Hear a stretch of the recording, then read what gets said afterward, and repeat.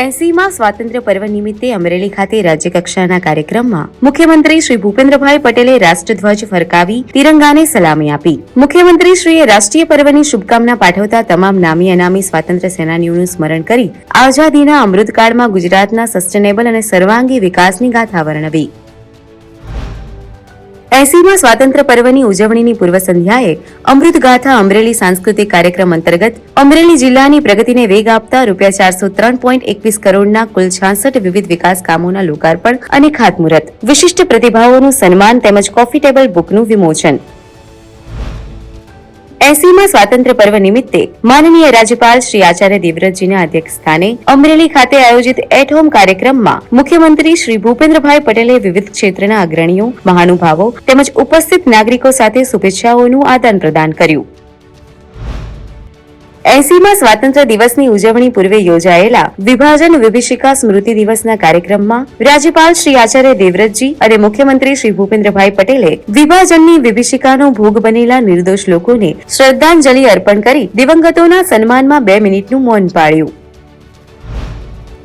માનનીય વડાપ્રધાન શ્રી નરેન્દ્રભાઈ મોદી પ્રેરિત હર ઘર તિરંગા અભિયાનમાં સહભાગી થયા મુખ્યમંત્રી શ્રી ભૂપેન્દ્રભાઈ પટેલ. ગાંધીનગર ખાતે મુખ્યમંત્રી નિવાસસ્થાને ગૌરવભેર લહેરાવ્યો તિરંગો. હર ઘર તિરંગા અભિયાન અંતર્ગત મુખ્યમંત્રી શ્રી ભૂપેન્દ્રભાઈ પટેલની અધ્યક્ષતામાં ગાંધીનગર ખાતે ભવ્ય તિરંગા યાત્રા યોજાઈ. રાષ્ટ્રીય ગ્રંથપાલ દિવસ નિમિત્તે માનનીય કેન્દ્રીય ગૃહ અને સહકાર મંત્રી શ્રી અમિતભાઈ શાહે ગાંધીનગર લોકસભા ક્ષેત્રના ગ્રામીણ વિસ્તારો માટે ગ્રામીણ જ્ઞાન સેતુ પ્રોજેક્ટનું વર્ચ્યુઅલ માધ્યમથી પ્રારંભ કરાવ્યો. મુખ્યમંત્રી શ્રી ભૂપેન્દ્રભાઈ પટેલે સાવરકુંડલા રોડ સ્થિત અમરેલી નગરપાલિકા સંચાલિત શેલ્ટર હાઉસના પટાંગણમાં વૃક્ષારોપણ કરીને વધુમાં વધુ વૃક્ષોના વાવેતર સાથે પ્રકૃતિ સંરક્ષણનો સંદેશ આપ્યો. નમો લક્ષ્મી અને નમો સરસ્વતી વિજ્ઞાન સાધના યોજના તથા ઉચ્ચ અને ટેકનિકલ શિક્ષણની વિવિધ યોજના અંતર્ગત કુલ 4.72 લાખથી વધુ વિદ્યાર્થીનીઓને ₹646 કરોડ જેટલી રકમની શિષ્યવૃત્તિનું મુખ્યમંત્રી શ્રી ભૂપેન્દ્રભાઈ પટેલના વરદ હસ્તે ડીબીટીના માધ્યમથી વિતરણ. મુખ્યમંત્રી શ્રી ભૂપેન્દ્રભાઈ પટેલે ગાંધીનગર ખાતે આયોજિત સમારોહમાં રાજ્યની મહાનગરપાલિકાઓ માટે ₹2992 કરોડ અને નગરપાલિકાઓ માટે ₹858 કરોડની રકમના ચેકનું વિતરણ કર્યું.